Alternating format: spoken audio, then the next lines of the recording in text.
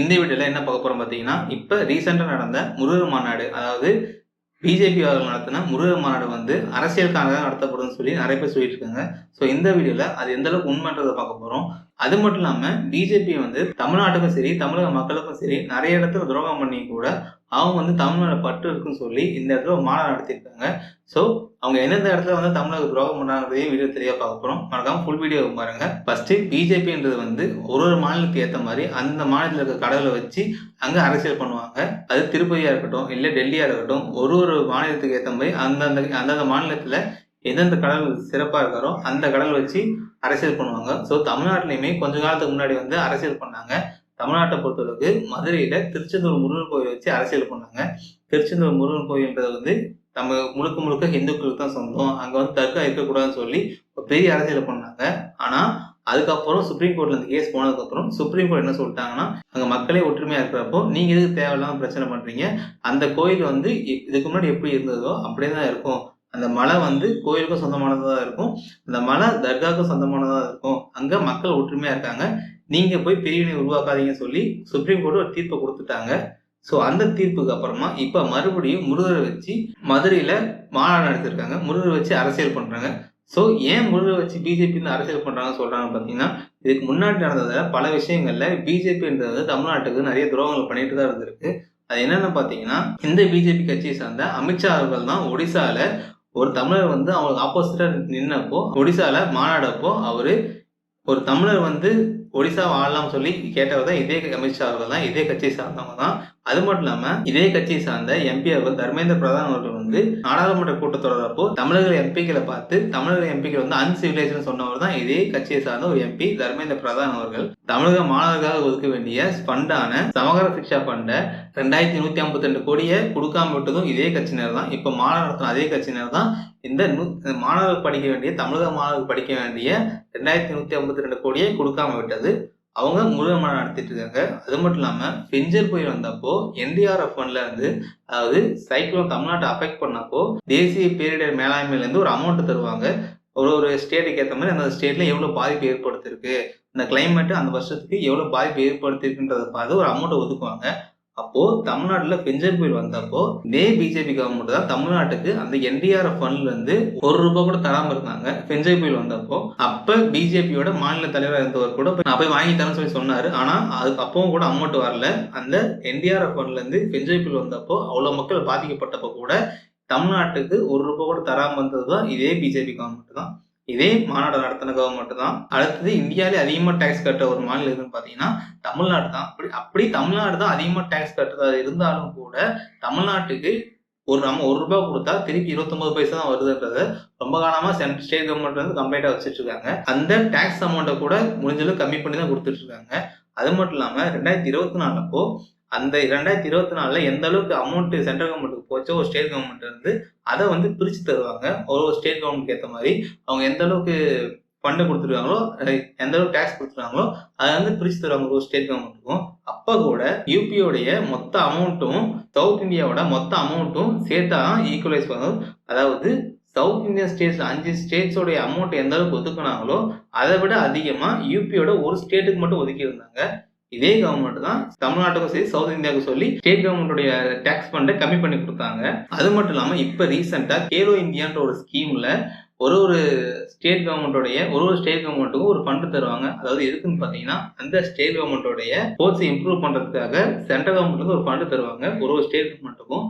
அப்படி இப்ப ரீசெண்டா கொடுத்ததை கூட தமிழ்நாடு எவ்வளவு கொடுத்துருக்காங்க பாத்தீங்கன்னா வெறும் 23 கோடி தான் கொடுத்துருக்காங்க. ஆனா அதுவே குஜராத்துக்கு வந்து 426 கோடியும், உத்தரப்பிரதேசத்துக்கு வந்து 438 கோடியும் கொடுத்துருக்காங்க. தமிழ்நாடு கவர்மெண்ட் கொடுத்ததை விட 200 மடங்கு அதிகமா மற்ற 2 ஸ்டேட் கவர்மெண்ட் கொடுத்துருக்காங்க. இதே கவர்மெண்ட் தான் எல்லாருக்கும் பாகுபாடு பார்த்து ஒரு ஸ்டேட்டுக்கு அதிகமாகவும் ஒரு ஸ்டேட்டுக்கு கம்மியாகவும் கொடுத்துருக்காங்க. ஸோ இப்படி கொடுத்த கவர்மெண்ட் தான் இப்போ வந்து நாங்கள் தமிழக மக்களுக்கு நல்லது பண்ண போறோம்னு சொல்லி முருகர் மாநாடு நடத்திருக்காங்க. அது மட்டும் இல்லாம முருகர் மாநாட்டுல முருகரை காப்பாற்ற போறோம்னு சொல்லி நடத்திட்டு இருக்காங்க. யாருக்கு இருந்து காப்பாற்ற போறாங்க தெரியல. ஏன்னா எல்லாருமே தமிழ்நாட்டை பொறுத்தளவுக்கு முருகரை எல்லாருமே சிறப்பாக தான் வழிபட்டு இருக்காங்க. யாருக்கும் முருகால பாதிப்பு கிடையாது. இதே கவர்மெண்ட் தான் திருச்செந்தூர்ல பிரச்சனை பண்ணாங்க. ஸோ அப்படி இவங்களுக்கு முருகர் மேல எந்த அளவுக்கு அக்கறை இருந்தா, தமிழக மக்கள் மேல எந்த அளவுக்கு அக்கறை இருந்தா தமிழக மண்ணு மேல எந்த அளவுக்கு அக்கறை இருந்தா ஏன் வந்து கீழடியில இருக்க ப்ராஜெக்டை கீழடியில் இருக்க ரிப்போர்ட்டை ஏன் ஏத்துக்க மறுக்கிறாங்க? அதாவது கீழடியில் இது வரைக்கும் 10 கட்ட அகழ்வாராய்ச்சி நடந்திருக்கு. அந்த 10 கட்ட அகழ்வாராய்ச்சியில முதல் கட்ட அகழ்வாராய்ச்சிக்கு சென்ட்ரல் கவர்மெண்ட்ல இருந்து 1.5 கோடி ரூபாய் ஃபண்டு கொடுத்துருக்காங்க.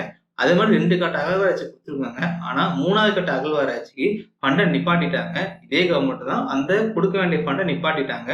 ஃபர்ஸ்ட் 2 அகழ்வாராய்ச்சியில கிட்டத்தட்ட 3000ல இருந்து 4000 பொருள் கிடைச்சோம்னா கூட 3வது கட்ட அகழ்வாராய்ச்சியில ஃபண்டை நிப்பாட்டிட்டாங்க. எதுக்கு நிப்பாட்டினாங்கன்னு தெரியல. சரி, அந்த ஃபர்ஸ்ட் 2 அகழ்வாராய்ச்சி இருக்குல்ல, அதோட ரிப்போர்ட்டை கூட ஒழுங்கா வெளியிட அனுமதிச்சாங்கன்னு கேட்டா அது கூட அனுமதிக்கல.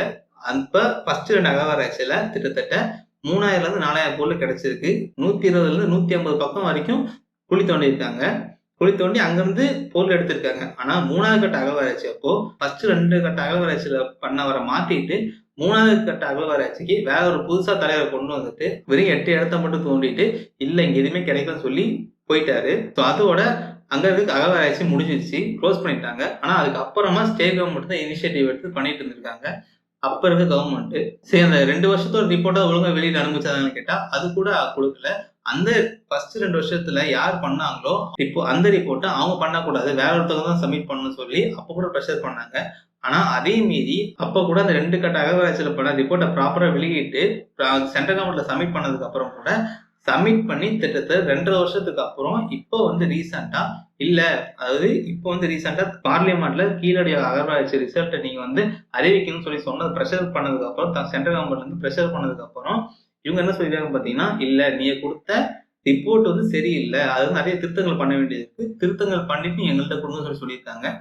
அதாவது கிட்டத்தட்ட 10 வருஷத்துக்கு முன்னாடி பண்ண ஒரு அகழ்வாராய்ச்சி அந்த ரிப்போர்ட்டை சப்மிட் பண்ணி 2.5 வருஷத்துக்கு அப்புறமா அந்த ரிப்போர்ட் சரியில்லைன்னு சொல்றாங்க. பார்லிமெண்ட்ல கேள்வி கேட்டதுக்கு அப்புறமா அதோடைய ஃபண்டையும் நிப்பாட்டிட்டாங்க. ஒரு 2 வருஷம் மட்டும் தான் ஃபண்டை கொடுத்து அந்த ஃபண்டையும் நிப்பாட்டிட்டாங்க.